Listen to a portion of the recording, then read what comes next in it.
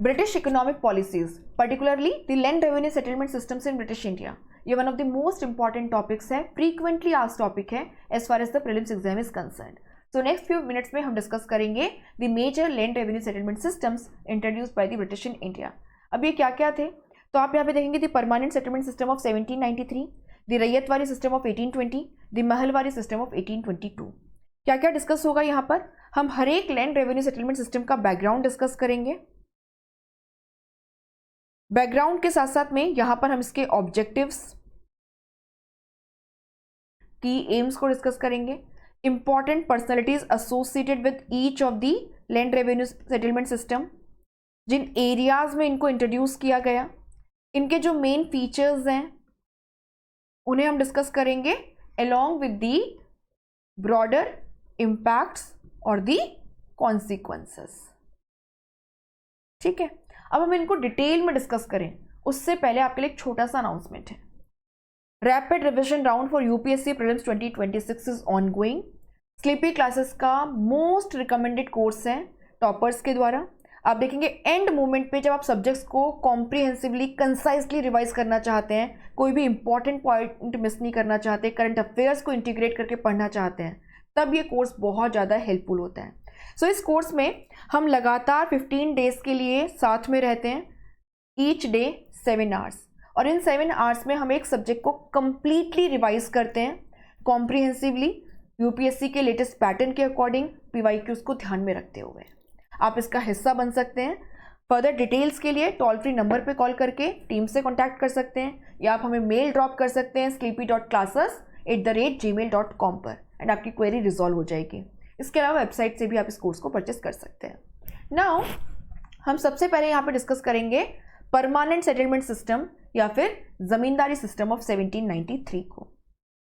Permanent settlement system या जमींदारी system 1793, ये land revenue settlement system John sure के द्वारा प्लान किया गया, एंड इसको सबसे पहले बंगाल एंड बिहार में इंट्रोड्यूस किया गया इन 1793 जब गवर्नर जनरल ऑफ बंगाल थे Lord Cornwallis. Permanent settlement system या जमींदारी सिस्टम को इंट्रोड्यूस करने से पहले क्या कंडीशन थी उसको जानना थोड़ा जरूरी है, तभी जाके इसके प्रोविजंस या फीचर्स या ब्रिटिशर्स के जो ऑब्जेक्टिव हैं इसको इंट्रोड्यूस करने के पीछे, उनको आप समझ पाएंगे. हम यहाँ पर क्या देखते हैं? हम देखते हैं कि बैटल ऑफ बक्सर के बाद में 1765 में treaty of Allahabad was signed, and इस पर्टिकुलर ट्रीटी के वाया शाह आलम सेकेंड जो मुगल एम्परर हैं उनसे ईस्ट इंडिया कंपनी को बंगाल, बिहार एंड ओडिशा इन एरियाज के दीवानी राइट्स या रेवेन्यू कलेक्शन राइट्स जो हैं वे मिल गए थे. अब कंपनी जो कि एक प्राइवेट लिमिटेड कंपनी है, उसके पास में इस समय बंगाल में एक मेजर सोर्स ऑफ इनकम था लैंड रेवेन्यू, एंड कंपनी जो है वो इसको मैक्सिमाइज करना चाहती थी. अब यहां पर आप क्या देखेंगे कि शुरुआती दौर में अगर हम देखें तो वॉरेन हेस्टिंग्स, इनके द्वारा क्या किया गया, जो कि गवर्नर ऑफ बंगाल थे, इनके द्वारा बेसिकली यहां पर इंट्रोड्यूस किया गया एक नया टाइप का लैंड रेवेन्यू कलेक्शन सिस्टम. कहा गया कि the land revenue collection rights will be auctioned and they will be given to the highest bidder. अब इसमें क्या था, कंपनी सोच रही थी कि हमें बहुत अच्छी इनकम मिलेगी, लेकिन it led to instability in the income of the company. ऐसा इसलिए क्योंकि जब जमींदारी राइट्स का या लैंड रेवेन्यू कलेक्शन राइट्स का ऑक्शन होता था तो लोग बहुत ज़्यादा अमाउंट कोट करते थे, because they wanted to retain और they wanted to gain the zamindari rights. लेकिन असल में आप देखोगे कि एग्रीकल्चर की हालत इतनी भी बढ़िया नहीं थी, और साथ ही साथ में आप देखेंगे जब ऑक्शन हो रहा है हर एक साल तो नहीं पता है कि नेक्स्ट ईयर का असेसमेंट क्या होगा या who will be the revenue collector. इसीलिए ना तो जो एग्जिस्टिंग जमींदार हैं या रेवेन्यू कलेक्टर्स हैं उनके पास या किसान के पास में कोई मोटिव होता था कि वो कोई एक्स्ट्रा एफर्ट लगाए, जिसके चलते आप क्या देखोगे कि कंपनी जो है ये यहाँ पर एक मेजर इंस्टेबिलिटी को फेस कर रही थी, तो प्रॉपर प्लानिंग भी नहीं कर पाएगी.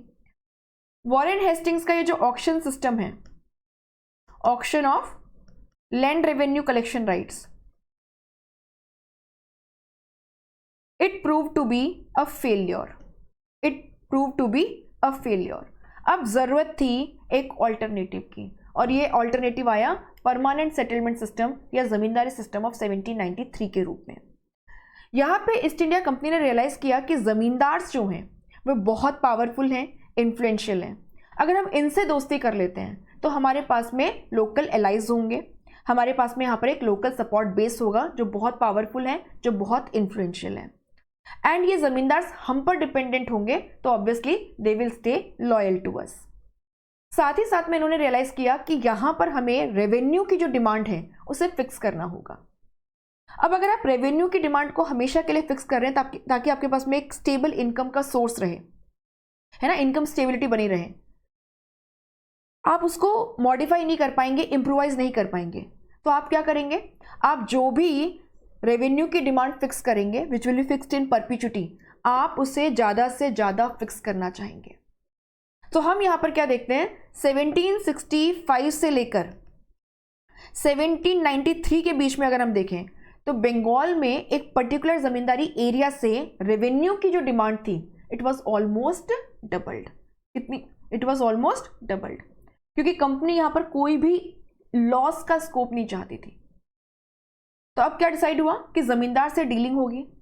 दूसरा, हम क्या करेंगे, जमींदार को एक पर्टिकुलर जमींदारी एरिया से जो अमाउंट हमें पे करना है उसको फिक्स कर देंगे हमेशा के लिए। बट क्योंकि अब हम हमेशा के लिए फिक्स कर रहे हैं तो हम क्या करेंगे, हम उस अमाउंट को जितना ज़्यादा पॉसिबल हो उतना ज़्यादा रखेंगे। जमींदार से कहा गया, देखिए हम आपको विज़वी, यहाँ देखिएगा, जमींदार से क्या कहा गया कि यहाँ पर ईस्ट इंडिया कंपनी है जो आपका माई बाप है, यहाँ पे जमींदार है और यहाँ पर है पेजेंट कल्टीवेटर। जमींदार से कहा गया, देखो हम आपको विज़वी दी पेजेंट कल्टीवेटर ओनर बना रहे हैं, ओनर बना रहे हैं। आपके पास में हेरिडिटरी ओनरशिप रहेगी, हेरिडिटरी राइट्स रहेंगे to collect revenue from that particular zamindari area. यानी पेजेंट कल्टीवेटर जो है वो अपनी ही जमीन पे यहां पर टेनेंट बन गया। ये जमींदार को खुश करने के लिए किया जा रहा था, क्योंकि जमींदार पावरफुल हैं, इन्फ्लुएंशियल हैं, इनके पास कैपेसिटी है, ये लैंड में इन्वेस्ट कर सकते हैं। तो आपको इनको इन्वेस्टमेंट के लिए कुछ मोटिवेशन देना होगा। तो कहा गया हम आपको ओनर बना रहे हैं और आपके ये ओनरशिप राइट्स जो है हेरिडिटरी रहेंगे। आपको यहाँ पे जो अमाउंट हमें देना है it will be fixed in perpetuity. कहा गया कि मान लीजिए एक पर्टिकुलर जमींदारी एरिया से एक्स अमाउंट आता है तो इसका जो 10/11 पार्ट है वो EIC के पास जाएगा और जो 1/11 पार्ट है वो जमींदार का कमीशन होगा, क्योंकि वो एक पर्टिकुलर ड्यूटी परफॉर्म कर रहा है रेवेन्यू कलेक्शन की। अगर मान लीजिए जमींदार उस पर्टिकुलर जमींदारी एरिया से इस एक्स के अलावा कोई वाई अमाउंट भी कलेक्ट करता है तो ये एंटायरली जमींदार के पास जाएगा। तो east India company permanent settlement system के वाया एक तरफ अपनी इनकम को स्टेबलाइज करने की कोशिश कर रही थी, दूसरी तरफ आप यहाँ पर क्या देखेंगे, जमींदार्स को अपना एलाई बनाने की कोशिश कर रही थी, अपने लॉयलिस्ट बनाने की कोशिश कर रही थी ताकि एक स्ट्रॉन्ग लोकल सपोर्ट बेस हो। साथ ही में एग्रीकल्चरल प्रोडक्टिविटी को इंक्रीज करने के लिए ताकि टाइम पर रेवेन्यू कलेक्ट किया जा सके, जो भी रेवेन्यू की डिमांड है उसको मीट किया जा सके, जमींदार्स को इंसेंटिवाइज किया जा रहा था कि वे ज़्यादा से ज़्यादा ज़मीन में इन्वेस्ट करें क्योंकि इनके पास पेइंग कैपेसिटी है। तो ज़मींदार को विज़वी पेजेंट कल्टीवेटर ओनर बना दिया गया और ये ओनरशिप राइट जो हैं ये हेरिडिटरी बेसिस पे उसको दिए गए। कहा गया कि आपको इस पर्टिकुलर एरिया से ये पर्टिकुलर अमाउंट कलेक्ट करना है, इसका 10/11 पार्ट हमारे पास जाएगा, 1/11 पार्ट आपके पास में। अगर आप कुछ भी एडिशनल अमाउंट कलेक्ट करते हैं it will entirely belong to you. लेकिन हाँ, ये सब तभी होगा जब आप जो भी ड्यू अमाउंट है ना, ड्यू रेवेन्यू अमाउंट है या कोई इंटरेस्ट है, उसे ड्यू डेट के सनसेट से पहले हमारे पास जमा करेंगे। अगर आप ऐसा नहीं करते हैं, if the zamindar fails to deposit the fixed revenue और the due interest to the company on the due date before the sunset, then he would be losing his zamindari rights and the land would be auctioned off। आप यहाँ पे देखेंगे क्योंकि company जो है उसको पता था कि वो रेवेन्यू की डिमांड को, है ना, रिवाइज नहीं कर पाएगी, तो इतना ज़्यादा रेवेन्यू की डिमांड को रखा गया। आप यहाँ पे देखेंगे ज़मींदार जो हैं वो चाहे पेजेंट्री पे कितना भी जोर लगा लें, कितना भी प्रेशर लगा लें, वे वो अमाउंट कलेक्ट ही नहीं कर पाते थे।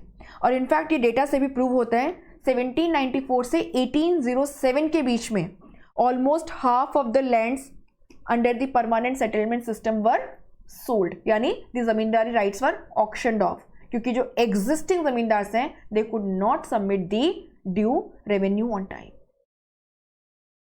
नाउ परमानेंट सेटलमेंट सिस्टम, हमने इसके बारे में बैकग्राउंड को पढ़ा, हमने यहाँ पे जो की पर्सनालिटीज़ हैं उनके बारे में देखा, हमने ऑब्जेक्टिव्स जो हैं उनकी बात की। तो आप यहाँ पे देख सकते हैं इसके पीछे के ऑब्जेक्टिव्स क्या हैं। Ensure a stable and reliable income for EIC, encourage the zamindars to increase agricultural investment, तभी ये रेवेन्यू कलेक्ट किया जा सकेगा। Reduce the cost of revenue collection because the zamindars would be doing the work of revenue collection, company को इसके लिए कुछ additional officers को हायर नहीं करना पड़ेगा। And along with that it will also create a loyal group of zamindars, the company will be gaining local allies। अब यहाँ पे स्टेक होल्डर्स कौन कौन है, ईस्ट इंडिया कंपनी, जमींदार एंड दी कल्टीवेटर पेसेंट। जमींदार यहाँ पे मिडिल मैन का रोल प्ले कर रहा है।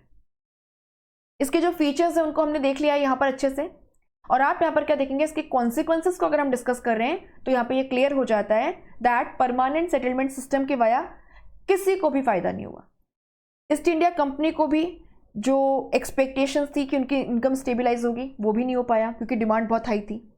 जो एग्जिस्टिंग जमींदार्स हैं, ट्रेडिशनल जमींदार्स हैं, they also lost their zamindari rights under the sunset clause. Peasant या कल्टीवेटर पे जिस तरीके से जमींदार प्रेशर क्रिएट कर रहे थे, आप यहाँ पर क्या देखेंगे, it led to operation and exploitation of the cultivators. इसी के साथ में आप देखेंगे यहाँ पे सब इन्फ्यूडेशन का प्रोसेस शुरू हो गया, है ना। जमींदार, सब जमींदार, सब जमींदार, इस तरीके से आपको देखने के लिए मिलेगा। The number of middle man between EIC and the pageantry increased. अब देखो, किसी के भी पास में कोई भी इंसेंटिव नहीं है कि एग्रीकल्चर में इन्वेस्ट करें,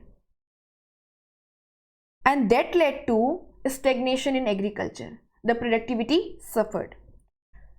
the Britishers reduced land to a commodity, जिसको आप बेच सकते थे, गिरवी रख सकते थे, या आप उसका एक पार्ट रख के दूसरे पार्ट को बेच सकते थे। मनी लेंडर्स से आप इसको गिरवी रख करके लोन ले सकते थे। यानी कहने का मतलब है land was basically the foundation of the entire rural setup. और जब लैंड को ही एक कमोडिटी की तरह ट्रीट किया गया, एक प्राइवेट प्रॉपर्टी की तरह, the entire rural setup collapsed.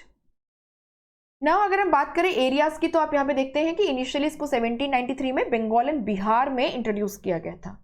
Letter on it was extended to Odisha, northern districts of Madras and the district of Varanasi. तो ये सारे इंपॉर्टेंट पॉइंटर्स हमने देख लिए हैं। Now the next is the ryotwari system और द मुनरो सेटलमेंट ऑफ 1820। अब हुआ यूं, आप देखेंगे 1820s की अगर हम बात करें, यानी मेरा कहने का मतलब है 19th सेंचुरी के स्टार्टिंग डेकेड्स को अगर हम देखें, एग्रीकल्चरल क्रॉप के जो प्राइजेस हैं they increase in the market.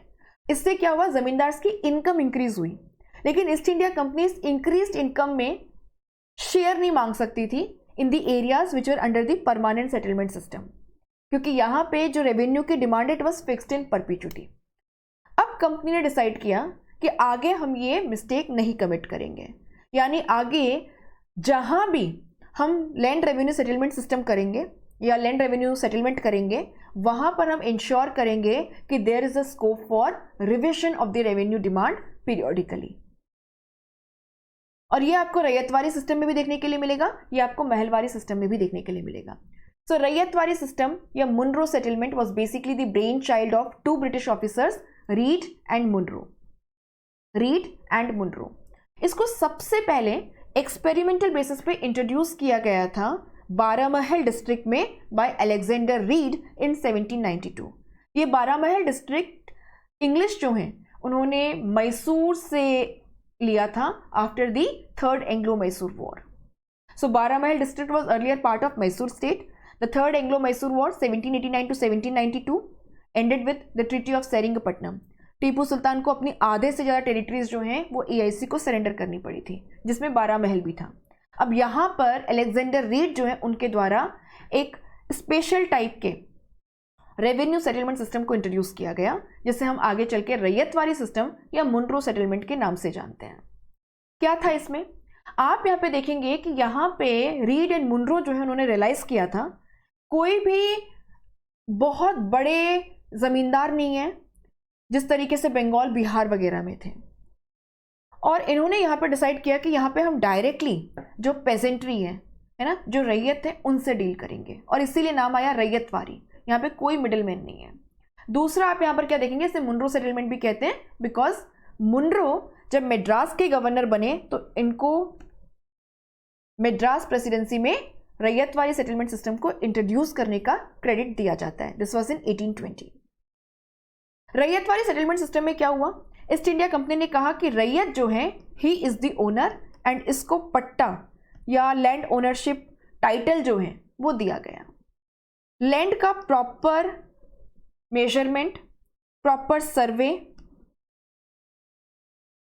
है ना, मेजरमेंट, सर्वे एंड असेसमेंट किया जाता था, और उसके बेसिस पे आप क्या देखेंगे, रेवेन्यू की डिमांड जो है उसको फिक्स किया जाता था। But this was not fixed in perpetuity, this was subjected to periodic revision. 20 से 30 साल के बाद में रेवेन्यू की डिमांड को रिवाइज किया जाता था, मोस्टली अपवर्ड्स।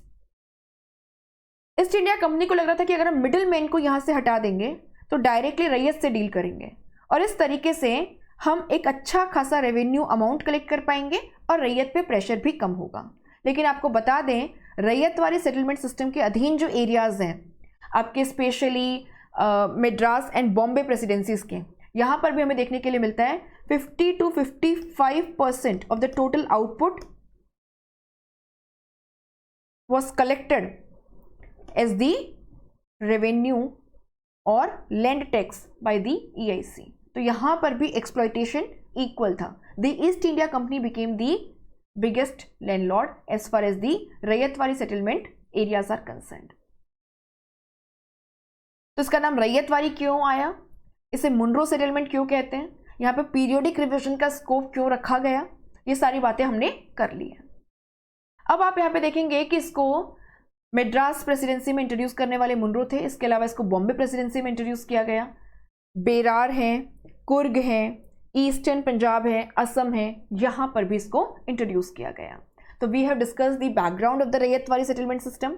यहाँ पे मिडिलमैन को क्यों नहीं रखा गया, पीरियोडिक रिविजन का स्कोप क्यों रखा गया, इंपॉर्टेंट पर्सनैलिटीज को हमने देखा, एरियाज को हमने देखा, जो की फीचर्स हैं उनकी हमने बात की, एंड अगर हम कॉन्सिक्वेंसेस की बात करें तो आप देखेंगे in general the British land revenue policy was quite exploitative in nature.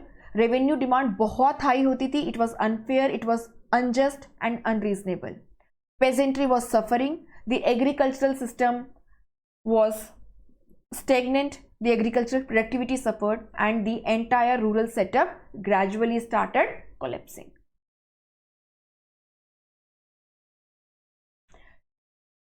ठीक है, सो रैयतवारी सेटलमेंट सिस्टम जो है वो हमारा हो गया है। यहां पे हमें इसको लिखना चाहिए था महलवारी सेटलमेंट। सो महलवारी सेटलमेंट सिस्टम जो है उसकी बात कर लेते हैं। महल इज बेसिकली एस्टेट। हॉल्ट मैकेंजे जो हैं, जो एक ब्रिटिश ऑफिशियल थे, उन्होंने रियलाइज किया कि नॉर्थ इंडिया में एंड सेंट्रल इंडिया में कुछ एरियाज हैं जहां पे there is joint ownership of the land, community ownership of the land. यहाँ पे इंडिविजुअल प्रॉपर्टी का कॉन्सेप्ट एग्जिस्ट नहीं करता as far as the land is concerned. तो यहां पर डिसाइड किया गया कि हम किसी इंडिविजुअल से डील नहीं करेंगे या किसी जमींदार से नहीं, बल्कि हम एस्टेट का या विलेज का जो हेडमैन है, जो विलेज हेडमैन है ना, या लंबरदार है, तालुकदार है, इनसे डील करेंगे। I repeat, Mahalwari settlement system की अगर हम यहां पर बात करें तो आप यहां पर क्या देख रहे हैं, महल इज बेसिकली एन एस्टेट, और यहां पे एक एस्टेट को रेवेन्यू कलेक्टिंग यूनिट की तरह ट्रीट किया जा रहा था। ऐसा क्यों? क्योंकि जिन एरियाज में महलवारी सेटलमेंट सिस्टम को इंट्रोड्यूस किया गया वहां पे land was not regarded as the property of an individual, rather there was joint ownership or community ownership of land. तो यहाँ पे एस्टेट का जो चीफ है, जो विलेज हेडमैन है या लंबरदार हैं, तालुकदार हैं, इनसे डील किया गया। दूसरा आप यहाँ पर क्या देखेंगे, यहाँ पर भी रिविजन का स्कोप था, यानी रेवेन्यू की जो डिमांड है it was not fixed in perpetuity, it was subjected to periodic revision. 20 से 30 साल या कभी उससे पहले कभी उसके बाद अप्रॉक्सीमेटली 20-30 साल में रेवेन्यू रेट्स को रिवाइज किया जाता था and it was increased upwards. Holt Mackenzie का ब्रेन चाइल्ड है। 1822 में इसको सबसे पहले इंट्रोड्यूस किया गया in the north western provinces of Bengal presidency. Now you have to be very careful while reading this. It is not north western frontier province, it is north west provinces of the Bengal presidency, यानी जो area आज उत्तर प्रदेश के eastern part में आता है उस area की बात हो रही है। बाकी आप देखेंगे कि जो आपकी गैंजेटिक वैली है ना, parts of central India, Punjab, in areas में भी इसको इंट्रोड्यूस किया गया था। तो ये सारी बातें जो हैं ये हमने यहाँ पे कर ली हैं and that's all from my side. इस टॉपिक को अच्छे से आप रिवाइज कर लीजिएगा, कोई भी डाउट है आप उसे मेंशन कर सकते हैं। एंड रैपिड रिविजन राउंड के बारे में मैंने आपको ऑलरेडी बता दिया है, आप 15 डेज में सभी सब्जेक्ट्स को comprehensively, concisely, to the point current affair से इंटीग्रेट करके रिवाइज कर सकते हैं। इस कोर्स में हम डेली 7 आवर्स बैठते हैं और आप यहाँ पे देखेंगे आपके सभी फैकल्टीज़ जो हैं वे आपको सब्जेक्ट्स को इफेक्टिवली रिवाइज करने में मदद करते हैं एंड ये बहुत ज़्यादा हेल्पफुल होता है क्योंकि प्रीलिम्स में लास्ट मिनट में आप जो रिवाइज है ना, जो रिवाइज करते हैं, जो रिविजन करते हैं, वो आपके लिए काफ़ी मददगार साबित होता है। तो आप चाहें तो इसका हिस्सा बन सकते हैं।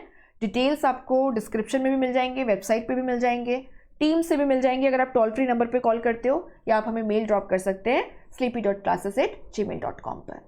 अगर सेशन पसंद आया है तो आप लाइक कर सकते हैं and do let me know in the comment section बाकी कौन सा टॉपिक आप यहाँ पे डिस्कस करना चाहते हैं। विजयनगर की डिमांड आ रही है, surely we will consider that. Thank you so much.